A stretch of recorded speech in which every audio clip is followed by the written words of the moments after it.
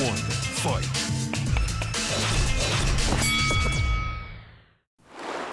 안녕하세요. 박종원의 경제한방입니다. 우리나라가 진짜 가까스로 선진국에 진입했다 이런 생각이 드는데, 그런데 지금 국제질서가 워낙 요동치다 보니까 과연 우리가 선진국으로 남아있을 수 있는 건지, 그리고 그러려면 어떤 요건이 필요한지 참 궁금해졌는데요. 자, 그래서 눈 떠보니 선진국의 저자 박태웅 한빛미디어 이사회 의장님을 이번에 모셨습니다. 안녕하세요. 안녕하십니까? 정말 이 책 제목에 사실 저도 눈이 갔었는데, 네네. 눈 떠보니 선진국이다. 자, 그러면 먼저 일단 정의를 좀 한번 내리고 싶은데요. 우리 한국이 이제 선진국을 넘어섰다라는 평가도 있고 네네. 아니라는 평가도 있는데, 일단 현재 상황에서 선진국 문턱은 넘어선 건 맞습니까? 예, 제 생각에는 넘어섰다고 말하는 게 적절할 것 같은데요. 뭐 선진국 기준이 사람에 따라 다르겠지만 대체로는 경제력을 제일 많이 봅니다. 그 작년 7월에 웅크타드 유엔 무역개발회의가 64년 설립 이래 처음으로 대한민국을 후발개도국 중진국에서 선진국으로 분류했는데, 이게 역사상 처음 있는 일이었고요. 60년 전만 해도 아프리카 국가들보다도 가난했던 한국이 이제는 확실히 선진국하고 같이 됐으니까요. 경제 규모로 봐도 세계 10위가 됐고, 이거 뭐 아주 옛날 얘기 같은데 G7 회의에도 초청됐고, 네. 구매력 평가 기준 1인당 국민 소득도 프랑스, 일본보다 높아졌고요. 네. 그 무엇보다도 코로나 방역을 세계에서 가장 잘했어요. 아마 21세기 들어서 팬데믹을 엔데믹으로 바꾼 첫 번째 사례라고 할 수 있을 정도인데요. 근데 여기서만 끝났으면 사람들이 좀 덜 놀랐을 것 같은데요. 문화적으로도 기생충이 아카데미 사관왕을 차지했는데, 그게 처음인가 우연인가 했는데 박찬욱 감독과 송강호 배우가 깐네에서 이번에 감독상과 나무주연상 받았잖아요.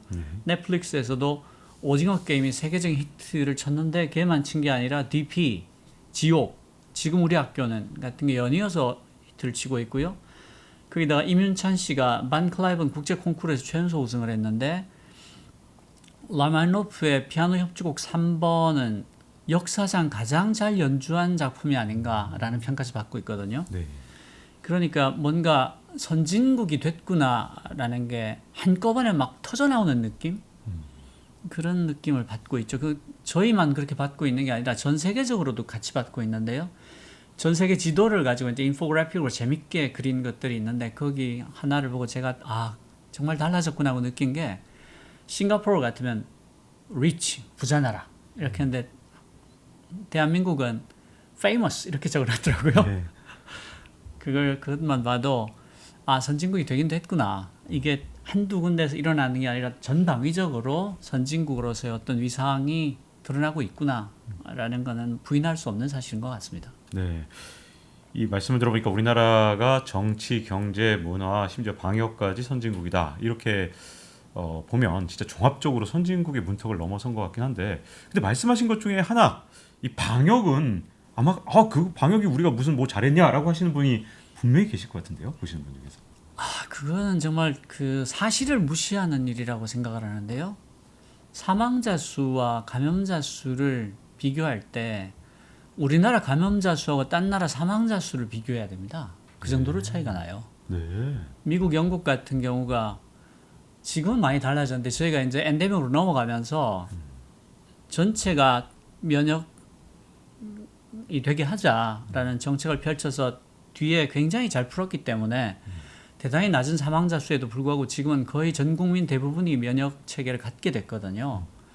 그 전까지는 정말, 그리고 전 세계 언론 매체들이 팬데믹을 엔데믹으로 바꿀 유일한 나라가 있다면 그건 한국이다. 네. 그렇게. 해외 언론에 나타난 거 네, 말씀하시는군요. 월스트리트저널. 네, 대부분 나라들이 한국은 엔데믹으로 넘어갔다 네. 라고 얘기하고 칭송하고 있고, 제가 장담컨대는 방역학이나 면역학 쪽 교과서에 틀림없이 모범 사례로 실릴 겁니다. 네. 자, 그리고 궁금한 건, 이제 우리나라가 선진국 문턱을 넘었다고는 하지만 이 많은 나라가 선진국 문턱을 넘어서 안심할 때 무너졌던 나라들 그렇습니다. 않습니까? 정말 많습니다. 네. 가령 아르헨티나 같은 경우가 대표적이라고 했을 텐데요. 그 1차 대전 전만 해도 GDP가 프랑스, 독일, 이탈리아보다도 높았습니다. 굉장히 높았고요. 세계에서 가장 큰 백화점이라고 했던 영국 헤롯 백화점이 해외에 지점을 내자고 했을 때 제일 먼저 아르헨티나의 부에노스아이레스에 지었거든요. 그리고 그 1960년대만 해도 필리핀이 한국보다 훨씬 잘 자랐습니다. 믿기 어렵겠지만 한국의 원조도 했고요. 그 아시아 최고의 돔 체육관을 자체 기술로 지을 정도로 굉장한 선진국이었습니다. 그러다가 다 무너진 거죠. 네. 자, 그러면 이제 궁금해지는 건 우리나라 같은 경우에 선진국 문턱을 넘었다고 안심했다가 진짜 큰일 날 것 같은데 혹시라도 우리나라가 선진국에서 탈락할 위협이 있다면 남은 위협이 있다면 어떤 데서 주의를 해야 될까요? 이 부분은 조금 길게 설명을 드려야 될 것 같은데요. 사실은 저는 지금 대한민국이 굉장히 아슬아슬한 입장에 너무 위치해 있다라고 말씀을 드리고 싶어요. 성공의 이유가 실패의 이유가 된다라는 말이 있습니다. 제가 이 말씀을 꼭 드리고 싶은데 일본의 예를 들어 설명을 드리면 일본이 한때 TV 쪽에서 최고의 해상도를 가진 TV를 생산한 나라였습니다. 그러니까 브라운관으로 거의 디지털 TV에 준하는 정도의 해상도를 낼 수 있을 정도로 최고의 기술을 갖고 있었어요. 그런데 문제는 미국에서 디지털 TV라는 새로운 패러다임이 나타난 거예요. 그런데 일본 입장에서는 자기들이 압도적인 지위를 갖고 있는 브라운관에서의 영광을 놓고 미국이 제시한 디지털 TV라는 새로운 패러다임으로 들어갈 수가 없었던 거죠. 네. 그래서 끝까지 얘를 붙잡고 늘어집니다. 그 결과를 어떻게 됐냐면 삼성 LG가 전 세계 TV 시장을 먹어버렸죠. 네. 한국은 그렇게까지 붙들고 있어야 할 기득권이 없었기 때문에 굉장히 빠르게 디지털 TV로 넘어갈 수가 있었어요. 그리고 심지어 LG TV 같은 경우에는 디지털 TV 특허를 가장 많이 갖고 있었던 제니스가 망할 때 제니스를 인수해 버리기도 하죠. 그래서 디지털 TV 쪽 특허를 LG가 굉장히 많이 갖고 있습니다. 또 하나의 사례가 일본의 ISDN망인데요. ISDN이 뭐냐면 Integrated Service Digital Network이라고 해서 쉽게 말하면 전화선으로 디지털 신호, 인터넷 신호들을 주고받을 수 있는 그런 기술입니다. 그 당시로서는 새롭게 뭔가 망을 더 깔지 않아도 되고 그걸로 아주 낮은 수준 하지만 동화상까지 보낼 수 있었으니까 굉장히 획기적인 기술이었어요. 그래서 전 세계에서 가장 먼저 ISDN망을 구축한 게 일본입니다. 근데 문제는 그게 전화선 구리선을 이용하는 것이었기 때문에 대역폭의 한계가 있을 수밖에 없었는데 ADSL이라는 기술이 나온 거예요. 그리고 그 뒤에 이어서 FTTH도 나오고 Fiber to the Home이라는. 그런데 일본으로서는 자기들이 세계에서 가장 앞선 ISDN망을 갖고 있었기 때문에 ADSL로 들어올 수가 없었던 거예요. 그렇게 해서 한 7, 8년, 10년 정도를 날려먹게 됩니다. 그 사이에 한국이 정보화 쪽에서 세계 최고의 국가가 된 거죠. 그러니까 이게 지금 전기차 쪽에서도 나타나고 있는데요. 도요타, 혼다가 놀라울 정도로 전기차에서 느린 행보를 보이고 있습니다. 왜냐하면 이 친구들이 가솔린에서는 압도적인 세계 1등을 하고 있지 않습니까? 그래서 못 넘어가는 거예요. 그 보면 일본 같은 경우가 성공의 이유가 실패의 이유가 되는 가장 적절한 사례를 만들어주고 있지 않느냐. 그러니까 개선은 잘하지만 파괴적 혁신에 이르면 끔찍하게 무능한 모습을 보인다. 한국 같은 경우에 굉장히 큰 두 개의 크다란 미스매치를 마주하고 있는데요. 하나가 디지털의 시대를 산업화 시대의 제도와 프로세스로 맞이하고 있다. 그러니까 규격화, 표준화, 대량 생산, 이게 산업화 시대의 모토일 텐데요. 문제는 세상이 급격히 변해서 불확정적인 것만이 유일하게 확정적인 시대가 됐단 말이에요. 그러니까 디지털 트랜스포메이션이 디지털 변환이지만 우리나라에서는 번역을 디지털 대변환이라고 하지 않습니까? 왜 그렇게 하냐면 스마트폰이 이 세상에 나온 지가 십몇 년밖에 되지 않았어요. 그런데 지금 우리가 스마트폰이 없는 세상을 상상할 수 없지 않습니까? LP판이 CD 플레이어가 됐다가 MP3 플레이어가 됐다가 없어졌잖아요. 네, 그랬었죠. 필름 카메라가 디지털 카메라가 됐다가 급격히 사라지고 있죠. 그리고 팩스 머신 지금 거의 안 쓰지 않습니까? 스캐너도 개인들은 이제 안 쓰죠. 그런 것들이 다 스마트폰이라는 하나 안에 들어가 버렸잖아요. 근데 주입식 암기교육이란 것은 정해진 답이 있다를 전제로 합니다. 정해진 답이 있으니까 이것을 내가 너한테 주입해 줄 테니까 너는 무턱대고 외우기만 하면 된다가 주입식 암기교육이고요. 똑같은 지식을 대량으로 가르쳐 줄 테니 똑같은 형태의 인재를 만들어내라는 게 규격화 표준화 대량생산 시대의 교육 방식이고 인재 육성 방식입니다.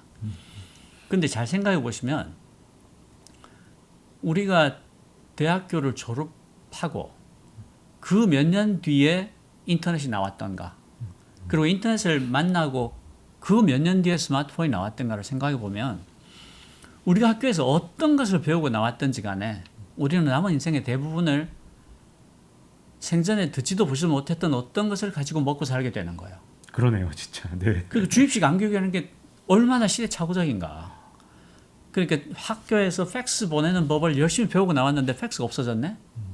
필름 카메라로 암실에서 필름 노출하는 뭐 현상하는 법을 배우고 나왔더니 필름 카메라가 없어졌네. 이런 세상이란 말이에요. 그러니까 주입을 해줘야 될 지식과 암기를 해야 될 지식이 통째로 사라지는, 벌크 단위로 사라지는 그런 세상이 되어 있는 거죠. 그럼 두 번째 미스매치는 선진국이 됐는데도 불구하고 후발 추격국의 전략과 태도를 가지고 있는 거예요. 이게 사실은 훨씬 더 심각한데요. 네. 예를 조금만 설명을 드리면, 이를테면 반도체 쪽 인력이 모자란다 그러면 야, 반도체 학과 만들어. 이렇게 얘기하는 거예요. 이게 왜 틀렸냐면 반도체가 뭐 45나노 뭐 이럴 때는 이런 말이 맞을 수도 있어요. 근데 1나노미터가 어느 정도 크긴지 혹시 아세요? 아니, 뭐 진짜 어마어마하게 작은 거 아니까 머리카락하고 이제 비교도 안 되니까 이제 뭐라 말하겠죠. 10억분의 1m예요. 네. 10억분의 1m인데 네. 지금 삼성에서 최근에 3나노를 만들었다고 하죠. 네. 그러니까 10억분의 3m의 회로를 그려놨다는 거죠. 그러면 어떻게 되냐면 EUV라고 해서 Extreme Ultraviolet인가? 그러니까 극자외선. 네. 그 정도가 돼야 이 회로를 그릴 수가 있는 거예요. 근데 문제는 이게 7나노부터 EUV 공정으로 들어가는데 그렇게 되면 그 전에 썼던 재료를 쓸 수가 없어요. 그 전에 그 불화 아르곤 가스로 그림을 그려놨는데 불화 아르곤 가스에 반응했던 매체가 이 EUV 극자외선에 반응하는 방식은 전혀 다르단 말이에요. 그러니까 얘가 닿기 전에 물성이 그 똑같았다 하더라도 얘가 닿을 때는 불화 아르곤이 닿을 때하고 다르게 반응하지 않겠어요? 네. 근데 이렇게 되면 물리학 쪽과 화학 쪽에 굉장히 깊이 있는 원천 기술이 필요합니다. 네. 거기다가 이 10나노 밑으로 들어가게 되면요. 이 반도체라는 게 전기가 통했다 안 통했다 한다고 해서 반도체잖아요. 네. 도체는 전기가 통하는 거, 부도체는 전기가 안 통하는 건데 반도체는 스위치를 켜면 전기가 흐르고 끄면 안 흐르고 그 상태를 유지하는 게 반도체잖아요. 근데 이게 10나노 밑으로 7나노쯤 되면요. 전자알갱이가 하나가 이 통로로 가다가 이유 없이 사라집니다. 왜냐하면 여기는 양자역학의 세계가 돼요. 양자 간섭이 일어나서 그 전에 뉴턴 물리학에서는 볼 수 없었던 이상한 현상이 생기는 거예요. 그래서 양자역학을 통달하고 있어서 양자역학에 기반한 수학 계산을 할 수 있어야 이 전자가 양자 간섭을 해석할 수가 있고 풀 수가 있는 겁니다. 그러니까 뭔가 하면 적어도 대학원 수준에서 물리학과, 화학과, 기계공학과, 수학과 이런 쪽이 학제 간 협업을 할 수 있어야 비로소 반도체 쪽에 브레이크스루라고 할까? 필요한 인재를 채울 수가 있는 거고 한국 같은 경우는 뭐 다른 나라도 비슷한데요. 특히 학과 간의 협업이나 학제 간의 공동 연구가 되게 부족합니다. 그러니까 반도체 쪽에 인력이 부족하다 그러면 산업화 시대 때처럼 좋아 빠르게 가 이렇게 해서 될 일이 아니라 반도체 학과 만들어. 그럼 인력이 생기는 게 아니고요. 그런 학부 수준의 인력이 할 수 있는 일을 만 년 전에 지나갔어요. 우리는 선진국이 됐고 얘는 벌써 3난으로 가고 있기 때문에 사실은 학제 간 융합, 학제 간 협업을 어떻게 활성화시켜 줄 수 있을 것인가를 고민하고 그 학제 간 협업을 하고 연구를 하는 쪽에 인센티브를 줄 수 있는 시스템을 갖추기 위해서 어떻게 해야 되냐라고 고민을 해줘야 되는 거고요. 네. 또 하나가 생태계적 관점으로 생태계적 사고로 접근을 하지 않고서는 이 문제를 풀 수가 없습니다. 이게 좀 길어지지만 조금만 더 하면 이 파운드리 쪽은 팹리스와 파운드리와 패키징과 그 뒤에 있는 연구소와 대학교 이렇게 네 개로 크게 이루어진 생태계가 있습니다. 그러니까 팹리스는 뭐냐면 반도체를 생산하는 공장이 없이 반도체에 관한 설계를 하는 곳입니다. 그 팹이 없다고 해서 그러니까 팩토리가 없다고 해서 팹리스예요. 그 설계만 한다. 그리고 파운드리가 이 설계를 가지고 오면 그거에 맞춰서 반도체를 만들어주는 그 패키징은 이 만든 반도체들을 묶어가지고 하나의 제품으로 만드는 그리고 연구소와 대학교는 이쪽으로 공동 연구를 하거나 여기서 일할 인재들을 지원해주는 그런 곳입니다. 그런데 왜 이게 생태계적 사고가 아니면 안 되는가 하면 삼성전자는 왜 하이닉스는 왜 TSMC를 이기지 못하는가라는 질문하고 연결이 되는데요. 팹리스가 반도체 설계를 많이 한다고 하지 않았습니까? 그러면 수많은 IP들이 생깁니다. 그러니까 팹리스들이 그 무선 통신에 관한 칩을 설계를 하기도 하고 USB가 붙든 HDMI가 붙든 그쪽에 설계를 하기도 하고 그럼 그것들 설계가 하나하나가 IP가 되는데요. 어떤 반도체든지 이걸 다 그리는 경우는 지금은 거의 없습니다. 검증된 설계가 있으면 갖고 와서 붙여요. 근데 문제는 TSMC의 공법과 삼성전자의 공법이 다르기 때문에 그 설계를 무턱대고 가지고 와서 쓸 수가 없다는 거예요. 근데 TSMC에는 엄청나게 많은 팹리스가 붙어 있거든요. 그 팹리스를 굉장히 많이 지원을 해줍니다. 그러니까 이쪽에서 FR 쪽, RF 쪽 설계를 했는데 이게 TSMC에서 구워봤더니 잘 작동하더라. 그러면 TSMC 공장 안에서는 이게 검증된 IP가 됩니다.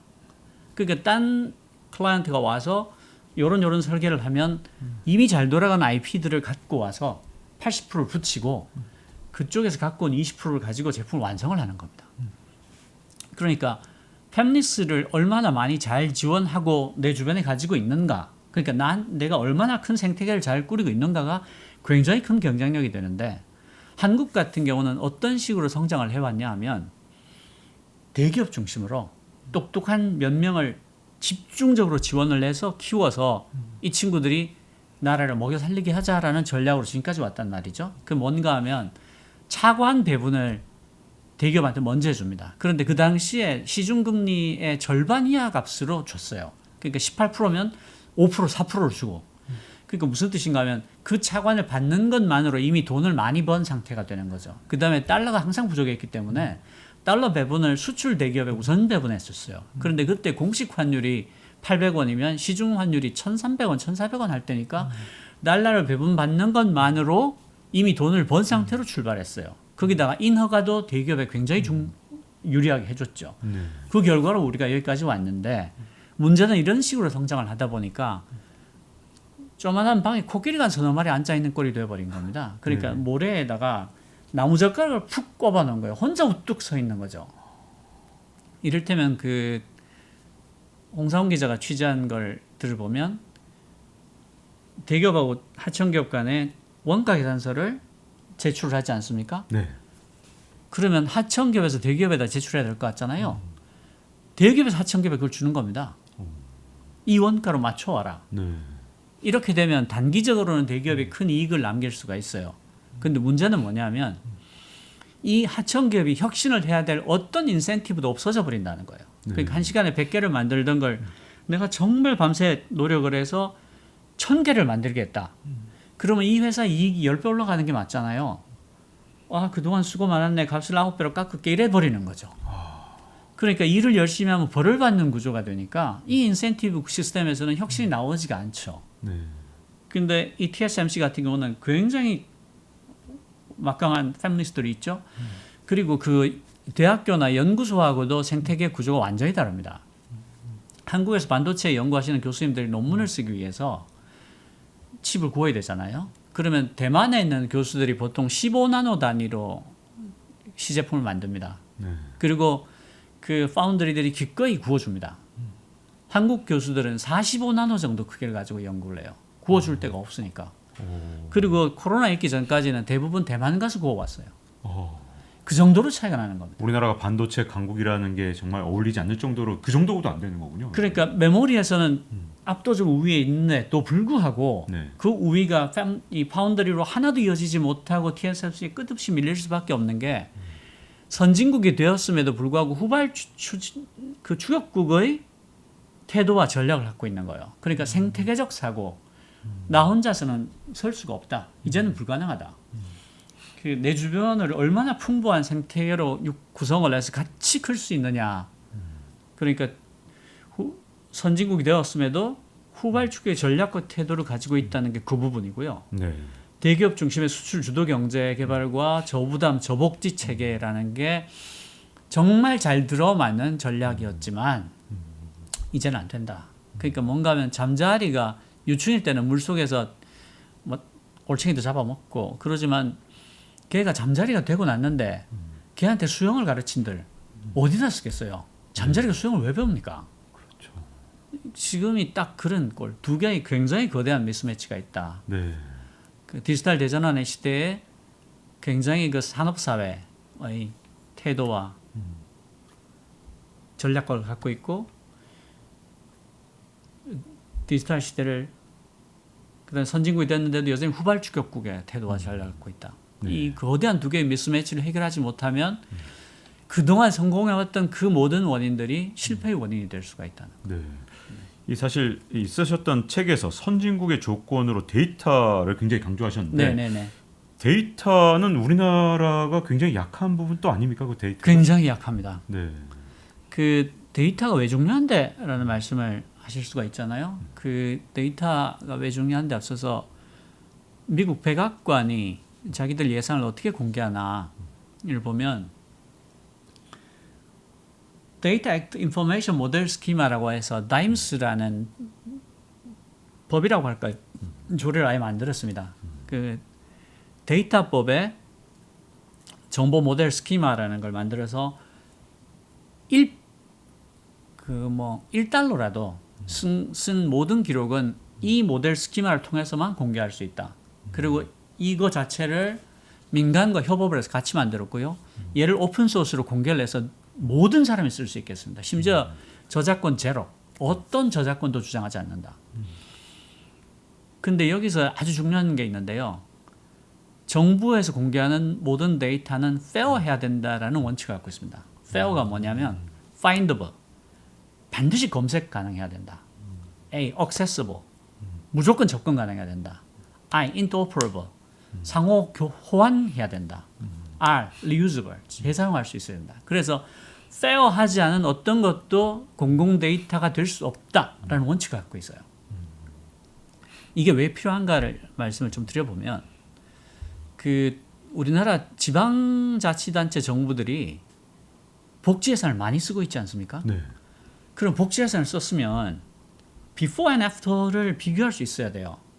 내가 복지 예산을 쓰기 전에 상태가 이랬는데 복지 예산을 써서 가난한 사람들이 가난으로부터 얼마 정도 나아졌다, 탈출했다, 혹은 기운을 얻어서 그걸 종잣돈으로 해서 먹고 살 수 있게 됐다, 재취업을 하게 됐다, 교육을 받을 수 있었다. 여러 가지 근거가 있을 거 아닙니까? 통계가. 그러니까 돈은 몇백억을 썼는데 그 뒤에 결과를 꽁꽁 소식이면 기분이 어떨 것 같습니까? 좋겠죠. 돈을 몇백억을 썼는데 네. 근데 한국의 지방 정부는요. 복지 예산을 수백억 수천억을 써도 결과를 알 수가 없습니다. 왜냐하면 소득에 관한 모든 데이터를 국세청이 갖고 있어요. 우리나라는 신용카드 비중이 굉장히 높기 때문에 소득에 대한 추적이 전 세계에서 가장 높은 수준이라고 할 수 있을 겁니다. 근데 국세청에서 이 데이터를 절대로 공유해 주지 않습니다.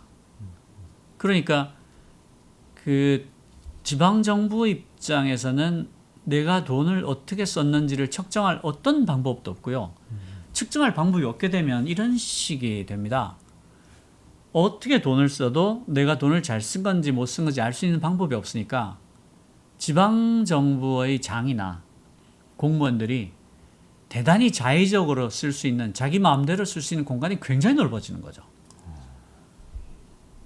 그러니까 아무렇게나 써놓고 나는 민생을 위해서 이렇게 열심히 살았다, 뭐 열심히 일을 했다라고 하면 그만인 거야. 네. 측정할 수가 없으니까. 그런데 미국이나 북유럽 같은 경우는 이 모든 데이터가 다 공개가 되거든요. 그래서 이를테면 굉장히 재밌는 조사가 많습니다. 할아버지의 그 소득과 교육 수준이 손자 혹은 증손자의 그 사회적 지위에 미치는 영향 같은 것을 몇 세대에 걸쳐서 연구를 하기도 하고요.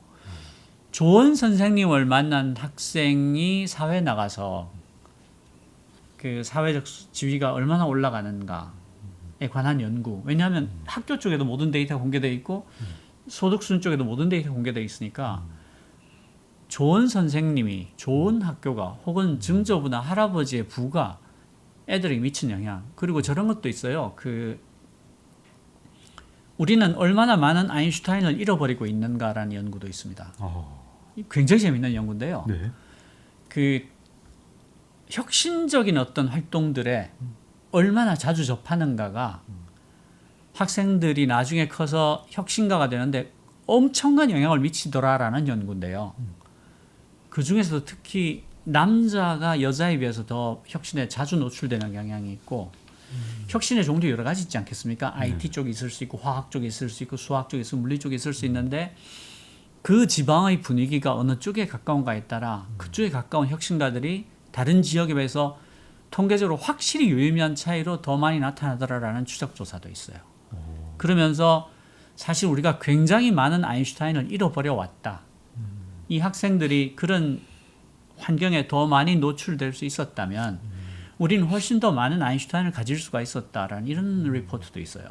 그러니까 공공 데이터들이 제대로 공개가 되고 그것도 그냥 기계로 처리할 수 없는 형태로 표준에 안 맞게 페어하지 않게 그러니까 검색이 안 되게 막아놓는다거나 기껏 검색을 했더니 제목만 보여주고 다운로드 받을 수 없게 한다거나 혹은 상호 호환이 안 되게 막아버린다거나 재생할 수 없게 만들어버린다거나 그런 페어하지 않는 형태가 아니라 누구나 검색을 해서 쉽게 찾을 수 있고 내려받아가지고 표준 포맷에 맞기 때문에 얼마든지 데이터 처리를 해볼 수 있는 그런 형태가 돼준다면 얼마나 많은 혁신이 일어날 수 있는가 그리고 사회적인 재발견이 일어날 수 있는가 그리고 예산들을 얼마나 더 효율적으로 쓸 수 있는가 그러니까 이런 데이터들이 다 공개가 돼서 예산을 쓴 결과를 매일매일 해마다 검증할 수 있으면 돈을 쓸수록 훨씬 더 스마트하게 쓸 수가 있게 되는 거예요. 왜냐하면 효과가 상대적으로 적었던 쪽을 점점 덜 쓰게 될 거고 효과가 좋은 쪽을 점점 더 많이 쓰게 될 거니까 가만히 있어도 해마다 더 똑똑해지는 거죠. 그럴 수밖에 없잖아요. 예. 효과가 측정이 되니까 저 나라는 이상하게 해마다 똑똑해진다. 이렇게 되는 거예요. 네. 그러니까 데이터가 기반이 되는 어떤 정책, 데이터가 기반이 되는 어떤 사회가 시간이 지날수록 점점 더 똑똑해지는 이상한 사회가 될 수 있는 거예요. 그 이상한 사회가 돼야 될 것 같은데요. 아니 왜 저기 해마다 왜 똑똑해지는 거야? 이렇게 되는 거죠. 옆 나라가 짜증 날 정도로. 네. 그래서 그런 것도 관계 있는 건가요? 그럼 백서라는 거 우리가 여러 번 얘기하잖아요. 네. 근데 쓰신 책에서 녹서라는 게 나오더라고요. 네. 어떻게 다른 건가요? 저는 이 녹서라는 제도를 보고 정말 그 백서가 이제 화이트 페이퍼, 녹서가 그린 페이퍼잖아요. 제가 정말 소설도 아닌 어떤 책을 읽고 이렇게 감동받은 적이 없었는데 네. 그 독일 유럽연합은 그린 페이퍼라는 제도가 있습니다. 그 뭔가 하면 사회적으로 어떤 합의해야 될 어떤 이슈가 있거나 굉장히 중요한 이슈가 있을 때 이 이슈에 대해서 우리가 물어야 할 질문은 어떤 게 있습니까? 를 모은 거예요. 우리가 어떤 질문에 대답을 할 때 이 문제에 제대로 접근하는 게 될까요? 우리가 빠뜨린 질문은 뭐죠? 라는 거예요. 네. 그러니까 그 4차 산업혁명이 처음에 시작이 됐을 때 그 독일 정부에서 이 4차 산업혁명 그러니까 거기서는 이제 4차 산업혁명에 관한 것뿐 아니라 노동 4.0이라는 그러니까 산업과 노동을 같이 물었어요. 그런데 그 녹서 질문들을 각계각층으로부터 질문들을 받아서 그 질문들을 담은 페이퍼를 만든 다음에 독일 전체 사회에 이걸 던지고 답을 해주세요라고 물은 거예요. 2년 동안. 그리고 그 질문들을 담은 다큐멘터리, 미래라는 이름의 다큐멘터리를 만들어서 독일 18개 도시에서 상영도 합니다. 네. 그리고 2년 동안 답을 구해요. 그래서 학계, 노동계, 산업계, 재계에서 각기 머리를 맞대고 거기에 대한 답을 뽑아요. 근데 저는 그 답보다도 그 질문이 너무 우아한 거예요. 철학적으로, 사회학적으로, 역사적으로 깊이가 있어서 제가 그래서 그 질문 중에 몇 개만 소개를 해드리면 네. 첫째, 디지털화에도 불구하고 미래에도 거의 모든 인간들이 직장을 가지게 될 것인가? 라는 질문이에요. 이게 뭐냐면 로봇과 인공지능이 인간의 일자리를 다 뺏어버릴 것이다 라는 얘기들이 있었잖아요. 네. 그 질문에 대한 답을 찾아달라는 거예요. 두 번째는 디지털 플랫폼과 같은 새로운 사업 모델들이 미래의 노동에 어떻게 영향을 미칠 것인가? 이게 무려 7년 전에 나온 질문이라는 걸 알아야 됩니다. 디지털 플랫폼과 같은 새로운 사업 모델들이 미래의 노동에 어떻게 영향을 미칠 것인가? 지금 우리가 플랫폼 노동이라는 걸 쉽게 알고 있잖아요. 뭐 배달 노동자들이 오토바이를 타고 다니는데 이 친구들이 1년 안에 사고를 당할 확률이 53%예요. 그 절반 이상이 무조건 사고를 당해요. 근데 보면 알잖아요. 막 비 와도 오토바이 타고 다니고 막 고객 운전을 하고 그게 이제 플랫폼 회사, 서비스 회사들에서 몇 분 내로 배달을 해라라고 지령을 내려요. 그러니까 그렇게 가는 겁니다. 근데 그 몇 분 내로 배달해라를 완수하지 못하잖아요. 그럼 배달을 안 줘요. 그러니까 다음번 배달을 또 받기 위해서는 그 오더를 맞춰야 되는 거죠. 53%가 사고를 당하는데 그 중에서 산재 보상을 받는 비율이 전체 3%입니다. 그러니까 뭔가 하면 위험과 비용은 사회화하고 이익은 사유화한 거죠. 이익은 내가 다 갖지만 사고 나면 네 책임이야. 그러니까 플랫폼 노동이라는 게 이때까지 노동 체계, 법 체계에는 포괄할 수 없으니까 이런 일이 생긴 거거든요. 이걸 어떻게 할 건데라는 질문을 7년 전에 이 노동 4.0이라는 질문지를 통해서 독일 정부가 사회에 묻는 거예요. 디지털 플랫폼과 같은 새로운 사업 모델들이 미래의 노동에 어떻게 영향을 미칠 것인가. 세 번째로는 데이터의 축적과 사용이 점점 중요한 이슈가 되어가는 상황에서 노동자의 개인정보 보호는 어떻게 이루어질 수 있을 것인가. 이건 뭐 너무 명백하니까 넘어가고요. 네 번째, 미래의 세계에서 인간과 기계가 함께 협업하게 될 경우 인간 노동을 보조하고 역량을 강화시키도록 하기 위해서 어떤 방식으로 기계를 활용해야 할 것인가. 이게 무슨 뜻인가 하면요. 우리가 터미네이터 같은 영화를 보잖아요. 로봇이 발전하고 인공지능이 발전하더니 인간이 쓸모없는 것들 이래가지고 인간을 지배해버리는. 그리고 인간은 막 하찮은 일에만 종사하게 되거나 막 굶어 죽지 않을 정도로 영양분을 공급당하거나 아니면 막 여기다 전극이 꼽혀가지고 누에 고치 안에 살게 되거나. 그러니까 인간과 기계가 함께 협업하게 될 때 어디까지나 인간 노동을 보조하고 역량을 강화시키는 방향으로 인공지능과 로봇을 발전시키려면 우리가 어떻게 해야 되는 거니? 라고 묻고 있는 거예요. 그러니까 로봇과 인공지능을 어떤 명백한 방향성이 없이 무작정 발달시킬 경우에 굉장한 위험이 있을 수 있잖아.